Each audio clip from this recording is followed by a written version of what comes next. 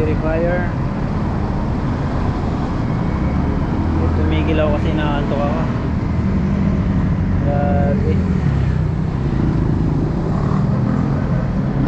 Grabe, nakaantok talaga ako sobra.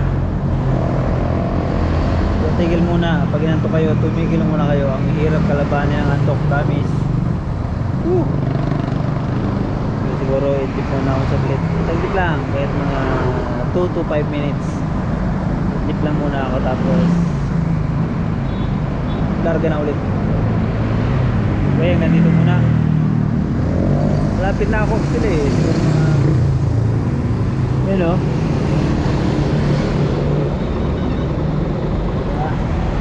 4 kilometers, nandun na ako. Tinantok lang talaga ako. Tip muna ako. So mamaya, tuloy yung biyahe natin. Ride safe.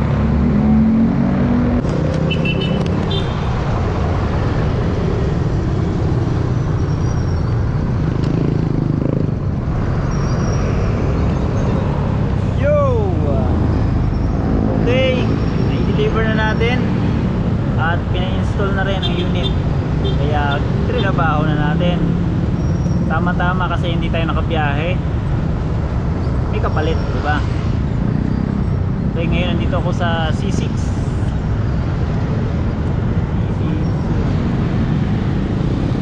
Yan. Totoo lang umaambon. Sana hindi ako abutin ng ulan pauwi. Kasi madilim masyado dun sa pupuntahan ko sa daan pauwi sa amin. Okay na, dito malapit ako sa gasolinahan. At may nakapagsabi sa akin na magmamahal daw ang gas bukas, Martes. Kaya maggas na kayo. Sayang naman. Ako magagas na rin ako mamaya. Okay, bukas ulit. For sure babiyahin na tayo. Ngayon hindi lang natuloy kasi unang biyahe natin cancel agad eh. Pero okay lang, uwi naman. Okay, okay naman dito muna ang ating video. At ako'y uuwi na. Ride safe sa lahat.